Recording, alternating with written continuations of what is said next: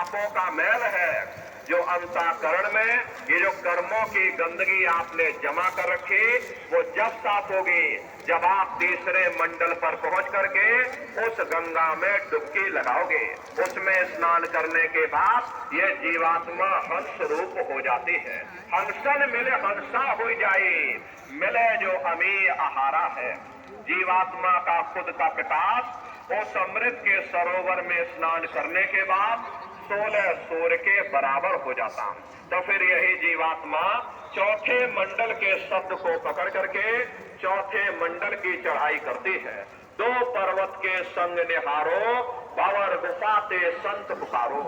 2 पर्वतों को पार करने के बाद वो बड़ा सुंदर देश आता है, जिसे महात्माओं ने भंवर गुफा कहा। वहाँ के जो मालिक हैं वो सोहंग पुरुष है। वहाँ बंशी यानी मुरली की मधुर ध्वनियां सदा उस लोक में उच्चारण होती रहती है। और सोहंग पुरुष का जो स्वरूप है वो दोपहर के सूर्य के समान महाप्रकाशवान स्वरूप है।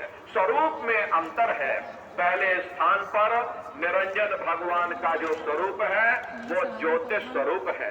दूसरे स्थान पर ब्रह्म का जो स्वरूप है वो सुबह के लाल सूर्य के समान है।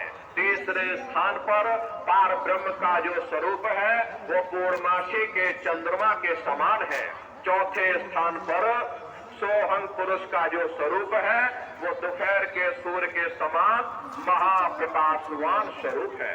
वहाँ के धनी का दर्शन करने के बाद ताके परे धाम सतनामा और 3 बजे सतलोक ठिकाना। सोहंग देश के ऊपर वो 5वां देश आता है, जिसे महात्माओं ने सचखंड देश कहा। वो सचखंड देश अजर अमर अविनाशी सदा एक रस रहने वाला देश है। वहाँ न काल है, न कर्म है, न दुख है, न संताप है, न पुण्य है, न पाप है। जो जीवात्माएं वहाँ पर पहुंच जाती हमेशा के लिए जन्म मरण के बंधनों से आजाद हो जाती।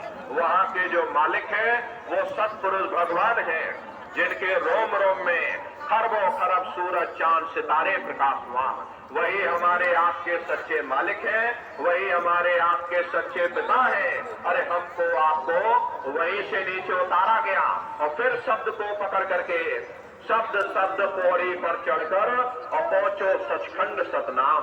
तो शब्द कब पकड़ में आएगा? जब आप लोग भजन करोगे। और भजन कैसे किया जाएगा जरा अच्छी तरह से समझ लो। ये आंख और कान को बंद करिएगा, दोनों उंगली कानों में डाल करके ये कानों को बंद कर लीजिएगा और अंतर में ध्यान से सुनिएगा। शुरू में सीटी जैसी आवाज आप सभी को